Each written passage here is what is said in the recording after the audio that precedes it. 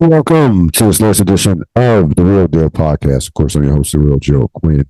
Recording this on a Monday as we have now entered a new month of June. This, of course, is our first podcast, our first June podcast. Amazingly, the year is almost halfway over, which is crazy. But, time is not waiting for anyone, especially when it comes to this NBA season. As each game goes by, we getting closer and closer to the off season, which should be a lot of fun considering what's on the horizon with this new CBA. So we're going to be, of course, with the NBA Finals, which is 2 games in. And again, you guys, girls and guys, continuously disrespect the Miami Heat. Denver has a solid performance in game 1. They kind of cruised to victory. Probably wasn't as close as the score indicated. They did exactly what they were supposed to do for the team that's favored to win and have home court advantage, playing against a team that was coming off a brutal 7-game series. They did exactly what they were supposed to do, and that's what it was, to win game 1. But that wasn't enough for you, for all of you. We started hearing sweep, and can Miami get even the gentleman's sweep? And, is Miami in Denver's class? So you start hearing shit like that. It's like, hold on, it's like, slow down. Let's slow down here. Miami missed 16 wide open threes in game 1. Jimmy Butler was bad in that game.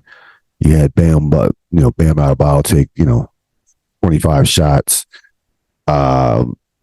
Gordon, and you get big games out of Gordon, and the number of Denver role players is like, okay, calm down. Again, it's game 1 of the series, and lo and behold, the Heat have to remind you who they are and why they are playing in the NBA Finals, and why they now have been basically the best number 8 seed in NBA history in terms of wins. And also tying a record for comeback wins, being down, winning games after trailing by 10, along with a couple other Heat teams in 11, 12, and also I believe Golden State from last year. So they constantly have to remind you who and what they are. Like, this team is not going to get ran over. Like, they're just not. I feel like I have to have the same conversation over and over when it comes to the Miami Heat. But they'll keep, again, you'll hear some stuff after this game, fluke, Denver clearly a better team, so on and so on. I'm telling you, gonna come up, it's gonna be game 7 in fourth quarter, tight game, and you'll be saying, oh my God, is Miami Heat about to actually win the 2023 NBA championship? Now, again, I'm not saying that's going to happen, but don't be surprised whatsoever. In regards to last night, listen, it was a complete 180 of game 1.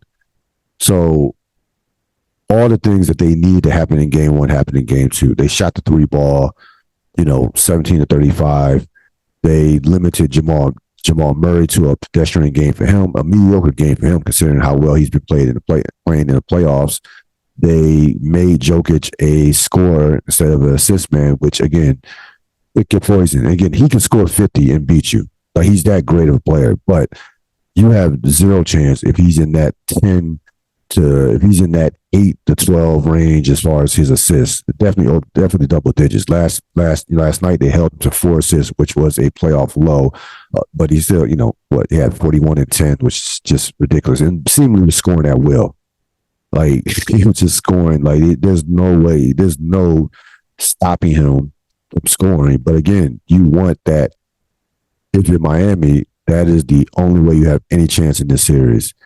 You get nice performances out of Duncan Robinson. You got a nice performance. Of course, you had the great performance to me out of Kevin Love. And that's where I thought the game was won for Miami as far as adjustments and moves. Kevin Love gets reinserted it's back into the starting lineup after 3 games, after basically sitting the last 3 games of the Boston series, or the last 2 games of the Boston series, in game 1 in this series. And they will not win this series or have a chance in this series if Kevin Love is not on the floor. They're just too small without Kevin Love. They are. I mean, Miami is bigger at all spots. Just about. Um, so even with Jimmy Butler and Aaron Gordon, I mean, you could put Aaron Gordon on Jimmy Butler. So they have to have Kevin Love to have any Kevin Love be on the court. And he didn't. He was a plus 18 last night. He did not, and he was decent defensively. Actually, a couple of possessions where he moved his feet and didn't compromise their defense. And for the second straight game, I thought that Miami acquitted themselves well defensively. Like first, you look at the first two games in this series. You hold Denver to what 104, and then 108. That is if you can hold Denver to under 110, I think you've done your job. To be honest with you. In these two games, Denver has had spurts where they've made shots and they've had spurts where they've looked unbelievable offensively. But overall, I think Miami has done as well as you could possibly do defensively against a Denver team that is frankly the best offense in the sport right now, with Jokic and some of the weapons that they have, especially if Jokic and Jamal Murray are playing at an all NBA type level, and Jamal Murray is playing like a number one in terms of some of his playoff performances. So I think Miami's defense has been fine. I walk away from the game thinking that, yeah, we're going to have this.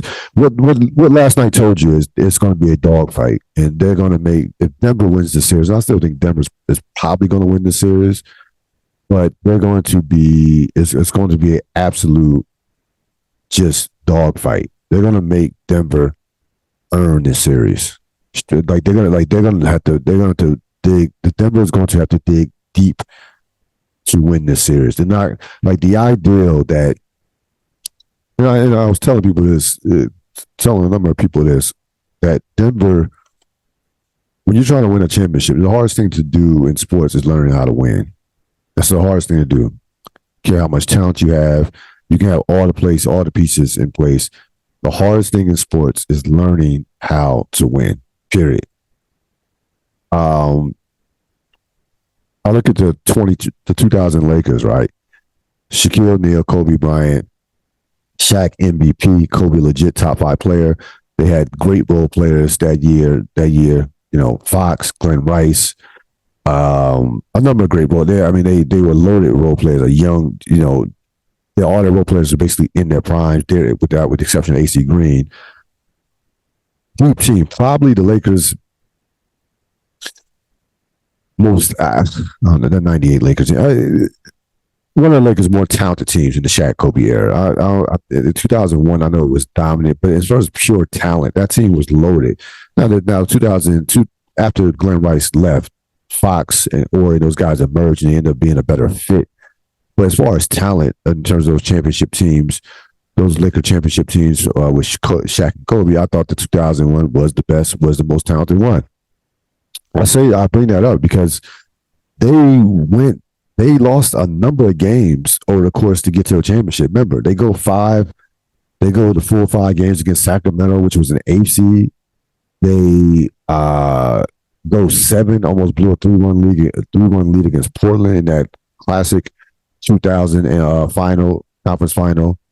And then they go 6 against Indiana, despite being up 3-1. And that series was much closer than what a lot of people remember. That was a very close series. Now, again, Kobe Bryant did get hurt, missed the game, so maybe it wouldn't have been that close if he been healthy. That's a whole nother story. But you go back and look at that series. That series was way closer than what people certainly will remember it for. And Lakers will clearly be better, though, or clearly a better team. But my point is, Denver was not going to waltz through and win a championship. It's not how the league is right now. These teams are too evenly matched in basketball in general. Like, there's no dominant team. And the idea that a team that's never been there before, has never been in the finals, trying to do it for the first time is going to go in and just dominate it. That rarely happens for the first time like that. You're talking Chicago Bulls in 91. And remember, Jordan's 29, Pippen's 25. They had been through a number of playoff battles with the Pistons. They were bad. Like the Pistons, once they got through the Pistons, everything else was cake. Like the Lakers were basically ice cream for the Bulls when you get past those Pistons teams that gave the Bulls just heartaches and heartaches over the course of those particular years, late 2000s, late 80s, early 90s, or late 80s into 91. So you're not going to just waltz through and win a championship. Like look at Milwaukee, which is a comparable team to Denver. Like I give Denver a slight edge because they have better offense, probably better offensive players. I couldn't say Milwaukee is probably with a better defensive team, but I'll give Denver a slight edge. I think Giannis is better than Joker. So let's say they're close to being even. Milwaukee goes 7 against Brooklyn. They go 6 against Atlanta. I know they had some injuries, but so did Brooklyn. They and they're down 2-0 against Phoenix before winning 4 straight. So again, you're not going to just run through teams to win a championship. Even the Lakers in 2020 with prime LeBron, prime Anthony Davis, they struggled against a Heat team that had a bunch of injuries. If you remember in that 2020 finals, okay, like they went 5 against everybody else. They dominated the West, but when they got to the finals, that series was relatively close. That Laker Heat series, closer than probably it should have been, considering some of the Heat injuries. But my point is, these days of a team just running through. Even Golden State last year had to go 6, and then had to go back-to-back series. Had to go 6 against Memphis and then 6 against Boston. No one is dominating the NBA playoffs. You're not just going to overwhelm these teams, and there was no way to me, as talented as Denver is, they had the best player, that they were going to just run through this Miami team that is just loaded on heart, coaching, culture, the whole 9 yards. So we also close the free throw disparity. Again, I think they had the one great quarter. Their fourth quarter was an epic fourth quarter for Miami as far as efficiency. That was one of the most efficient fourth quarters and productive fourth quarters a team has had in the last 2 seasons. They scored 36 points on 19 possessions. Think about that. 36 points on 19 possessions. Again, the most efficient quarter in the last 2 years. And that's encompassing well over 2,000 basketball games. So that's how dominant they were in the fourth quarter. We have a series. Again, it would have been hard to take this series, to take these finals serious if Denver goes up 2-0. Like, I'm sorry. I think that would have tuned a lot of people out. So 1-1, you can go in. We'll see Denver has an opportunity to cross off another checkpoint. This is their first home loss. They're going to go into Miami. Miami's been great at home, losing home court advantage. And listen, if they are worthy of champions, then if you're Denver, you go out there and handle your business in game 3. Period. I think if Miami wants to win this series, I think they probably have to win game 3, to be honest with you. I think when you take home court advantage, you want to make it stick by winning that next game and put the pressure on the road team. Now the road team, in terms of possibility of facing a 3-1 deficit. So they need to win that game. I think Miami game 3 is bigger for Miami than it is for Denver. And remember, we have not gotten the classic Jimmy Butler game as of yet. He was very good yesterday. He was very good. Was not great, but we have not gotten that game. We haven't gotten that game in a while now. Like, I think you have to go back to game probably 2 or 1. I think you might have to go back to game 1 in the conference finals, where he was just unbelievable. Even game, I mean, he had two other game 2 and game 7. He was very good, but like he hasn't had a Jimmy game, quote unquote Jimmy Buckets game in a while. And I think realistically, for Miami to win this series, he's going to need 2 of those in this series. Like you're not as good as Gabe Vincent has been, as good as Duncan Robinson has been. Even Bam for the first 2 games has played very well. It's not going to be enough against this Denver team because I don't anticipate, to be honest with you, I don't anticipate Jamal Murray having another bad game. I just don't. He's been way too consistent in the playoffs. His bad games have been few and far between. Now he normally gets one bad one in a series, like game 2 against the Lakers.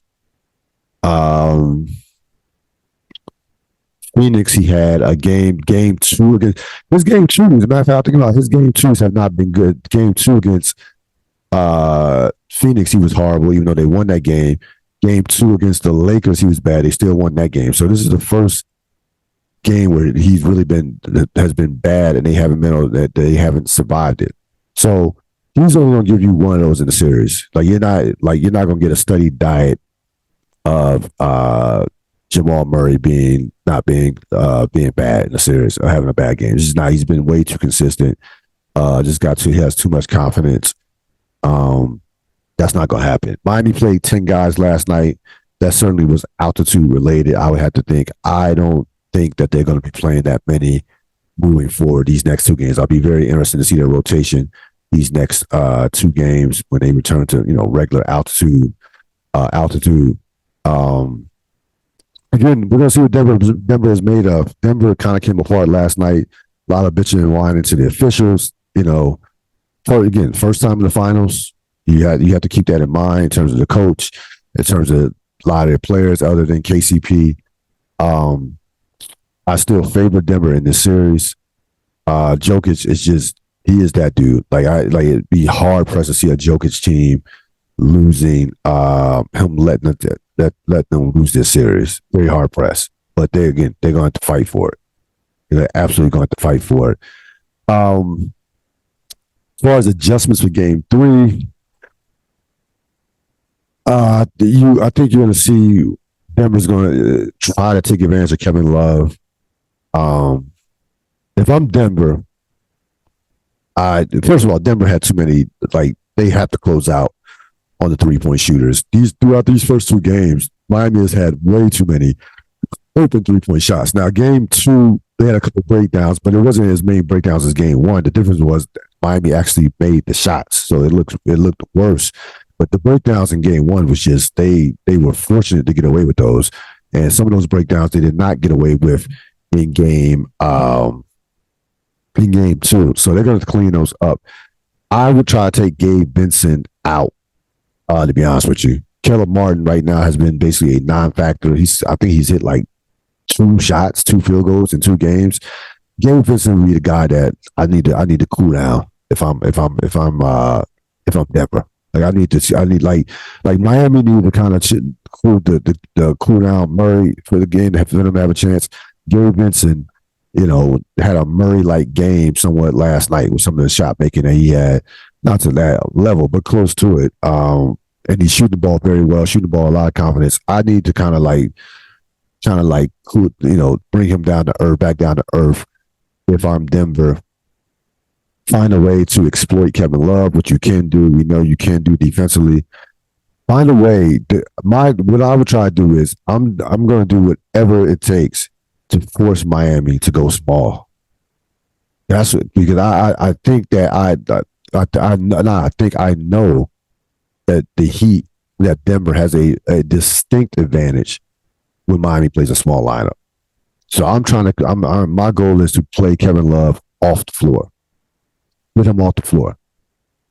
Now, game 3, Tyler Hero could be back. It has not been, as we're recording this podcast, it has not been made. No announcement has been made on that. They need Tyler Hero to win this series. I don't think they can win this series without Tyler Hero, to be honest with you. They need all the scoring. They need someone else to be able to put the ball on the floor that can create for themselves as well as others. That's something else that Denver will have to worry about. That's another shooter. So they need Tyler Hero. And again, not to be they don't need the 2020 bubble Tyler Hero. You're not going to get that version, but just a guy that can be a threat, that can get hot and knock down 4 to 5 threes in a game, which he can if he gets hot. They need him in this series. They need all the firepower they can get. They need They need at least one good Keller Martin game. They can't have him, be basically a non-factor in these games. They need everything. Miami, listen, Denver is clearly the better team. They are clearly the better team from a standpoint of personnel and talent. That's that. Don't let my praise for Miami get in the way of just common sense. Like I'm not like my Denver the room for error is small, minuscule. Like Denver had all those things. Miami had all those things going for them last night, and they won by 3 points. And they within a Jamal Murray 3 point away from have to win in overtime. So the room for error is very small for Miami in this series. But again, they've made a habit of doing things doing things the hard way. And again, they are a tough team. That's it. They are the definition of die hard. You really have to, regardless of who you root for, you have to respect their approach to the game. You have to respect how they play the game. Our deep dive is going to be in regards to the coaching situation. So you've had a number of coaching coaching news since we last spoke last week. Nick Nurse is of course with Philadelphia. You have Monty Williams now with Detroit, signed a record deal. Adrian Griffin, of course, with Milwaukee. So things are starting to sort its way out in regards to the coaching. And of course, Phoenix hires Frank Vogel. Sorry, I almost forgot. How can I listen? I'm sorry. I apologize, Frank. You helped us win a championship. We forgot about the guy who helped the Lakers win a championship in 2020. Frank Vogel gets another shot. After being fired by the Lakers a couple of years ago, or year before last, after the 21-22 season, he gets another shot with the Phoenix Suns. Listen, which had me thinking about what does coaching look like in basketball in the NBA in 2023? What kind of coach should you be looking for to run your organization? Not run your organization, but to coach your team. You look at the last 10 years, guys like Ty Lue, Nick Nurse, Spoelstra, Steve Kerr have won championships. Those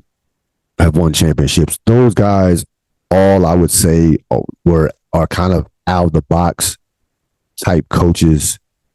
In terms of Kerr and Lue, ex-players.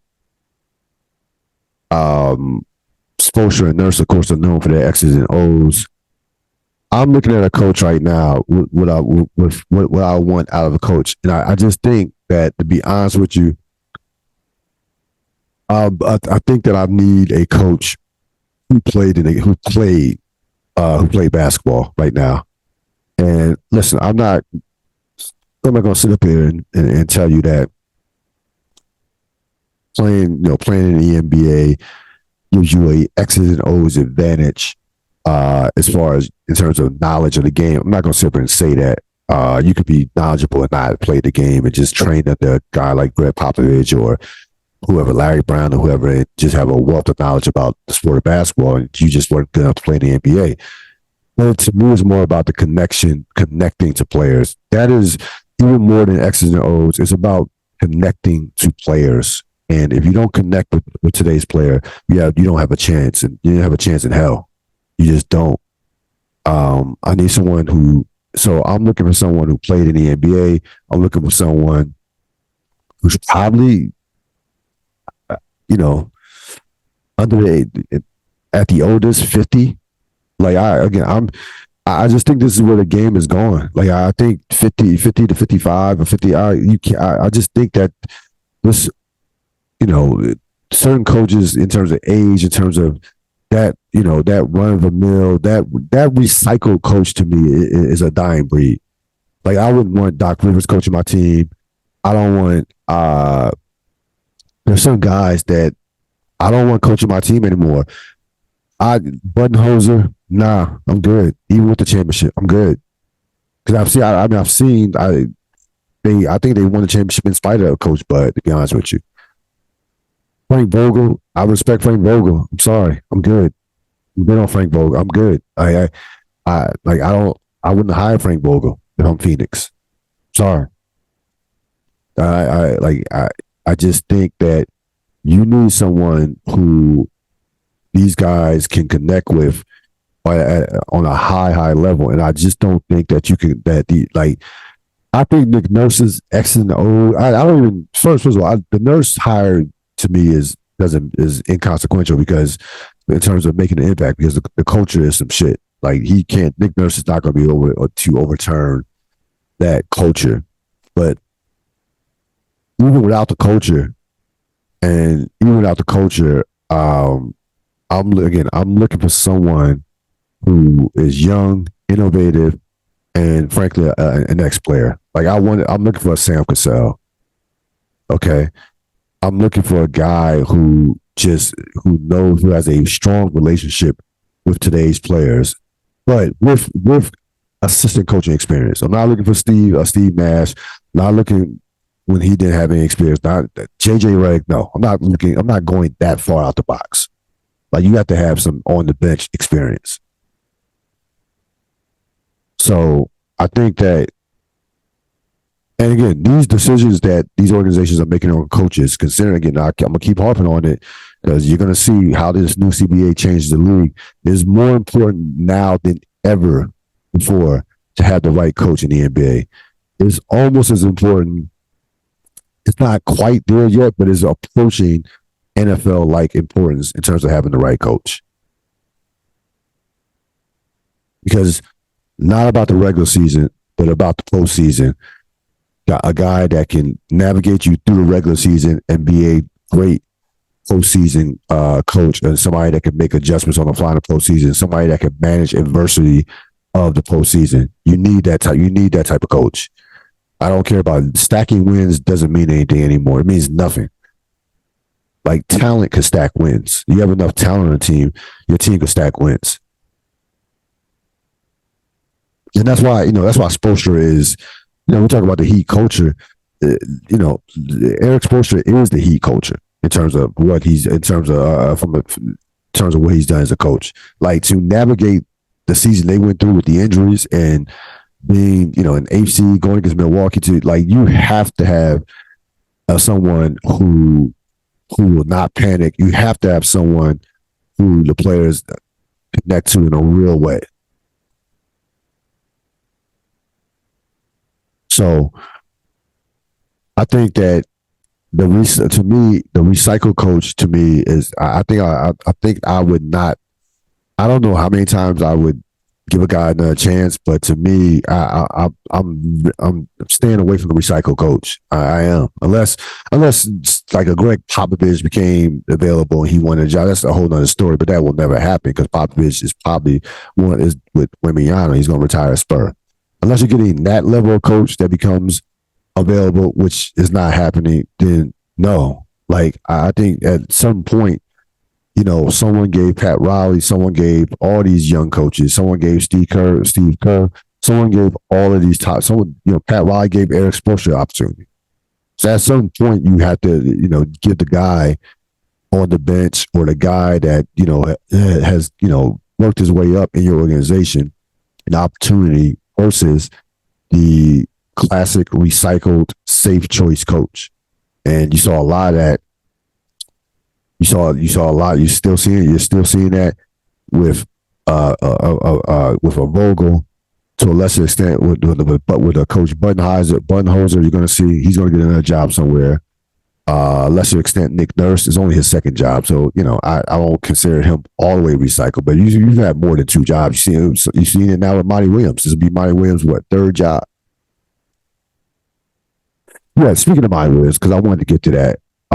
So Monty Williams goes to Detroit for just an insane amount of money. I'm talking a record deal, 6 years, $78 million.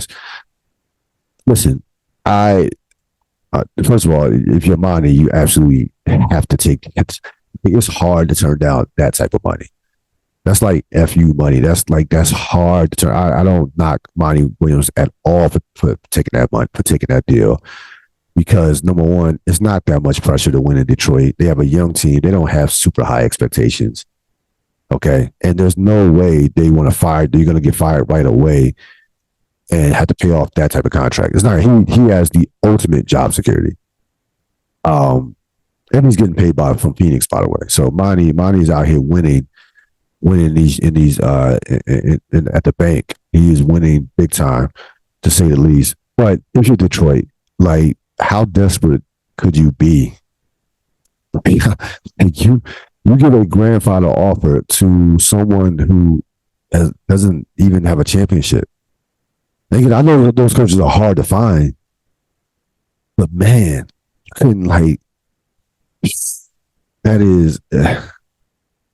that's an insane amount of money for Monty Williams. And I think Monty Williams is legit top 7 to 8 coach, top 10 coach. I'm not gonna say top 5. But just outside, I think he's outside the top 5. I like Monty Williams a lot. I think he's a very good coach. But I'm sorry, I'm not giving him the grandfather offer. And it's not the first time Detroit has paid an insane amount of money for a coach. Stan Van Gundy had not only, I don't know what the exact salary was for Stan Van Gundy. I don't feel like, I'm not going to look it up right now, but remember, they made Stan Van Gundy a general manager. And he had one finals appearance. Like, what are we doing here? Stan Van Gundy with no general manager, no experience, no front office experience whatsoever. So this is what happens with these franchises that have been just, who just do things ass backwards and who have had so much been mired in losing that they just they get desperate and they start making decisions that just boggle your mind. Like, there's no way.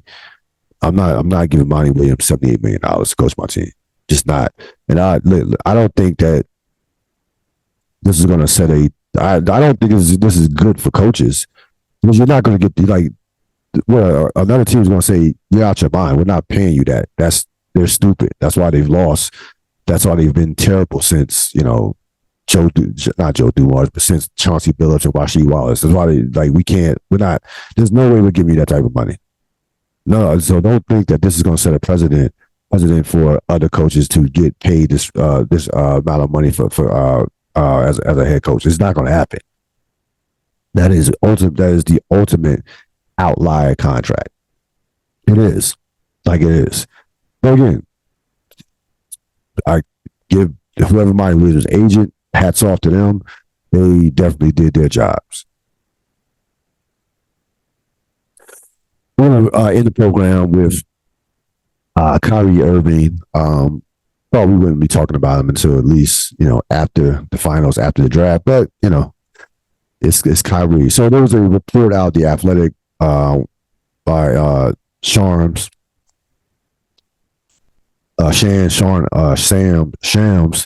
Sharna. I apologize for butchering his name. That says that Kyrie Irving is apparently recruiting LeBron James to come to Dallas and to form a super team along with him and Luka. Okay, so there's, when I mean less than zero chances of this happening, there's beyond, I say saying no chance of this happening is an understatement of the year. This will never happen. Not so much Kyrie and LeBron playing together, but LeBron leaving LA to go to Dallas. Like, and again, if this is true, if Kyrie is indeed, if this is true, then Kyrie is more delusional than we actually believe he is to be, because as LeBron James, he still has another son in high school, has bought up all types of real estate in LA. Why the hell would I come to you? Does Kyrie really realize who LeBron James is and the ego LeBron James has from that standpoint? So I'm going to come to you. I got like for LeBron. If this is true, and LeBron James probably thinking to yourself, who you think I am, Kevin Durant? Like I'm not. I don't follow you. You follow me. If we're gonna get together, it's gonna be in LA. Like that. Like I heard this report. I still start laughing. And, besides the fact that the Lakers have nothing. Excuse me, Dallas has nothing that would even remotely like get the Lakers get the Lakers on the phone to make this deal. Putting that aside, there's no way that LeBron James would follow Kyrie Irving. Think about it. Think about what I just said. LeBron James following Kyrie Irving. That sentence should never even be uttered in life, ever. Like it's just not going to happen. And this is the type of shit that you hear like in July when the rumors start swirling, free agency, things like that, or trade, or even during the draft and trades and things like that. I didn't expect to hear this right now.